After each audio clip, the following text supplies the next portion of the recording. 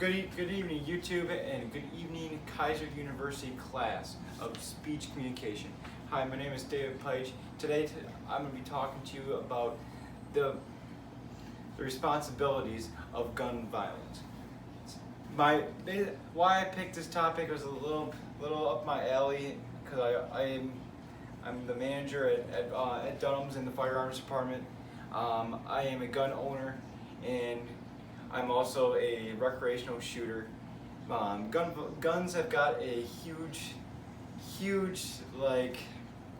big name for themselves over the past several years, especially with what's been going on in the world. I want to sum this up in a very few ways of getting everyone on the same page of owning a firearm. Owning a gun is very responsibility. You need to have.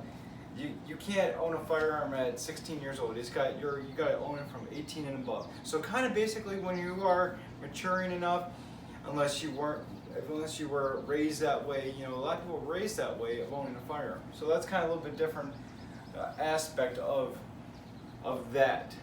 What I'm going to be talking today is the whole gun violence in general, from how to keep the gun control to a minimum, how to keep gun violence to a minimum. Mass shootings to a minimum. How do we do that?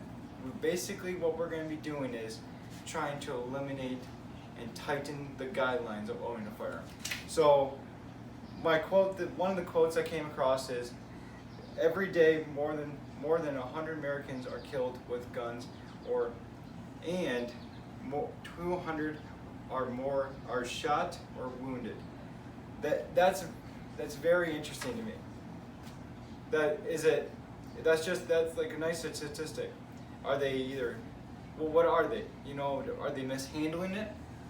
Are they not using it correctly? Are they giving all of these gun owners lower expectations? So you want to blame us. Basically that's what you're saying. They want to blame all the gun owners, not just one person that ruins it for everybody. How can we get this? How can I get this going in ways that we can keep this to a minimum? Well, stricter laws, stricter guidelines, background checks. Everybody now, since January 1st of this year, everyone, either a CPL holder or a CCW holder, has to get a background check. Doesn't matter. You can't just say, okay, I'm gonna go buy a gun. I'm gonna give you my CPL. I can't do that. I can't buy with my CPL anymore. I gotta do a straight background check, which I think that's fair, right? Who else thinks that's fair? I think that's really fair.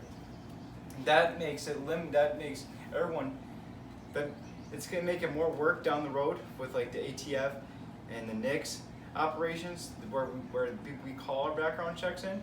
It makes them more work for them, but it also makes sure who has a gun, who's not just buying with a CPL, who actually has a physical gun. Because did you know that if you're a CPL holder, it takes 3 days afterwards, they call the foreman. So 3 days. So what happens in those 3 days? Anything could happen if you misuse it incorrectly. But CPL holders are held to a higher standard.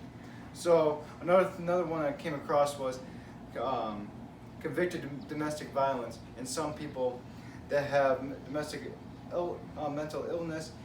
I got this off of American Psychological Association's. I referred on today, July 29, 2020.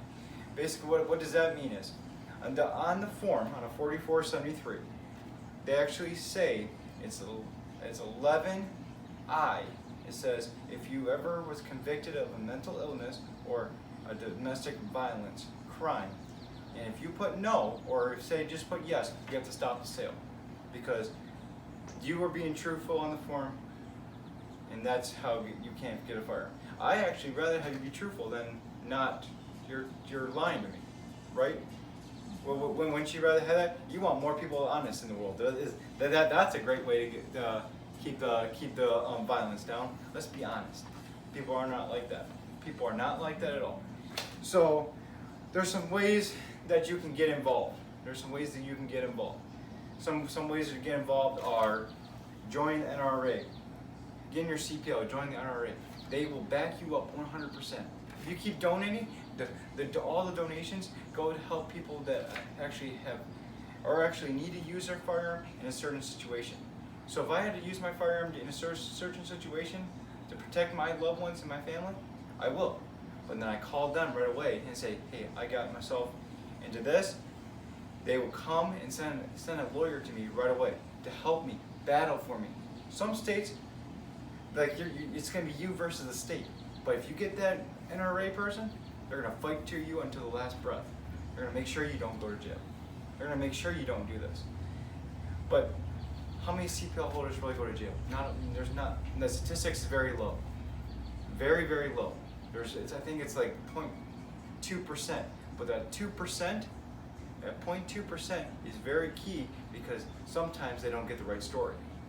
Stories clash. It's my word against theirs, right? My last thing, kind of trying to sum this up, is gun violence is real. People don't come back. With all these mass shootings, with all these school shootings out there, they don't come back. Stevie Wonder said that. He said that. They don't come back. You don't see them anymore. How do we stop that? Take guns off the streets? No, that's just gonna make it get worse. You got the black market. You got everything. They can still get a gun. And basically, what I'm trying to say here is, let's promote gun control to the world. Everyone go out and buy a gun. I guarantee it. Everyone go out and buy a gun. Here, I'll show you mine. Springfield Hellcat, 3.1 inch barrel, 6 overall. Great gun for concealment. Great gun. If you see how I'm holding it, check and make sure it's not loaded, right? That's gun control. Not just say, oh, I look cool, I'm gonna tilt it sideways. No. Those people are what's ruining all gun owners' reputation out there. So what I'm trying to get to this out of here is, I'm trying to send you off into the day today, the rest of today. Think of this: what can I do to help gun owners and keep their reputation up? Buy a gun, help join the NRA, and join a club. That's the best thing right there. Go out there and enjoy life, and don't worry about the politics. Don't worry about anything. You have options. You have options. I hope you enjoy it. I will see you guys again soon. Have a good evening.